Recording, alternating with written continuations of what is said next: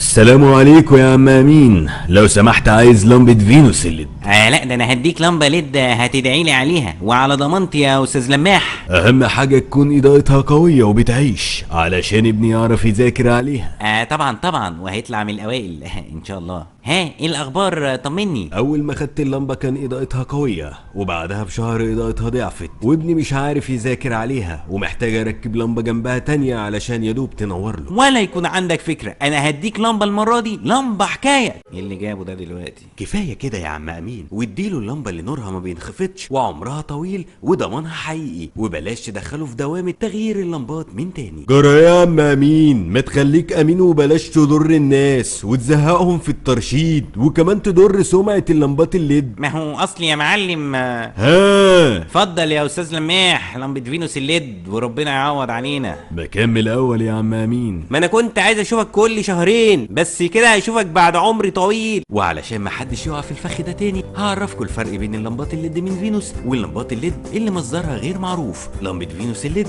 بتوفر لك اعلى اليومن باقل واط. يعني اسال على اليومن ولازما يكون عالي، واسال على الواط ولازما يكون قليل؟ بس اهم حاجه اليومن وواط وعمر حقيقي، مش كلام على العلب. واليومن ده شده الاضاءه، اما الواط فهو الاستهلاك. طب وازاي الناس تعرف ان الكلام اللي على العلب ده حقيقي؟ ريح نفسك وهات لمبة فينوس الليد، لأنها من شركة اسمها معروف و52 سنة من الخبرة. وكمان لمبة فينوس أعلى استثمار، يعني لو اشتريت لمبة ب50 جنيه هتوفر لك 1300 جنيه، ولو اشتريت لمبة ب100 جنيه هتوفر لك 2400 جنيه، وفلوسك هترجع لك بعد أول 1000 ساعة تشغيل. هو في كده استثمار؟ ده كده احسن ما تحط فلوسك في البنك وفي البوسطة. ما هو ده اللي بنقوله يا معلم. انت لو اشتريت اي لمبه ليد عاديه هيكون نورها في الاول قوي، وبعد شويه هينخفض بشكل كبير ومش هتعرف تذاكر عليها، وهتشتري لمبه تانية وتالتة وكمان رابعه، وكل دي تكاليف هتوفرها مع لمبه فينوس الليد. اضاءتها ثابته طول عمرها الطويل 25000 ساعه، ونالت ثقه الهيئات والحكومات ومعظم الشعب المصري. طب